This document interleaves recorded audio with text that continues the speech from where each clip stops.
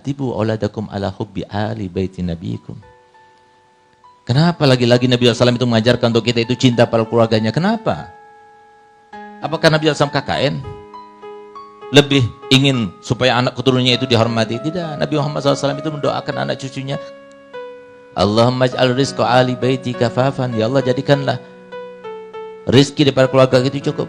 Jadi silahkan kita cari. Ada di antara para habaib yang kaya 3 generasi. Tidak akan kita dapatkan. Kalau yang lainnya mungkin, tapi kalau dari keluarga Nabi tidak. Kenapa? Doanya Nabi Muhammad. Artinya kalau semua Nabi Muhammad mau mereka itu dicintai, supaya mereka itu mendapatkan kemuliaan dunia dan sebagainya, tidak akan didoakan semacam ini. Tapi justru doanya Nabi SAW untuk keluarganya seperti itu. Oleh karena itu, maka apa sih maksudnya tujuannya Nabi SAW itu? Supaya kita ini cinta kepada keluarga Nabi Muhammad. Bukan untuk kepentingan mereka, tapi untuk kepentingan kita semuanya. Karena adanya mereka di antara kita merupakan kelanjutan dan kesinambungan cinta Nabi Muhammad untuk kita sebagai umatnya. Ketika mereka itu memandangnya, ketika mereka itu merasa kebaikan daripada kita, maka ada dalam hati kita nyambung kepada Nabi Muhammad. Dan itu cukup untuk memberikan pintu terbuka bagi Muhammad memberikan syafaat kepada orang itu. Itu maksudnya, tujuannya. Habaib ada di mana, itu tujuannya. Sehingga kemudian kenapa diperintahkan untuk cinta kepada keluarga Nabi Muhammad SAW? Karena keluarga Nabi Muhammad itu termasuk yang sudah didoakan oleh Nabi Muhammad SAW, yang kalau seumpama saya bertanya, doanya Nabi Muhammad SAW itu terkabulkan atau tidak? Ada yang menyaksikan terkabulnya doanya Nabi Muhammad? Di antara doanya Nabi Muhammad adalah Allahumma ij'alhum mafatihar rahmah waj'al alsinatahum ma'adinal hikmah. Ya Allah, jadikanlah dimanapun mereka berada, mereka itu menjadi kunci-kunci turunnya rahmat.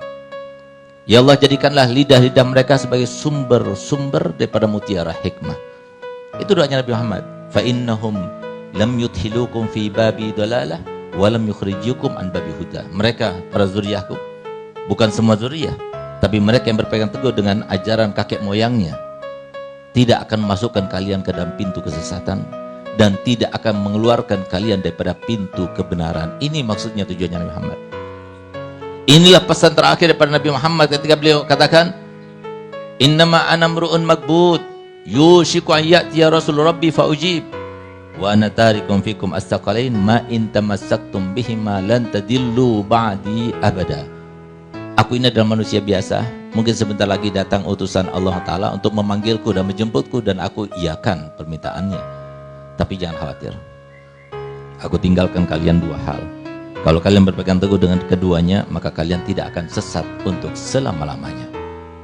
Siapa mereka?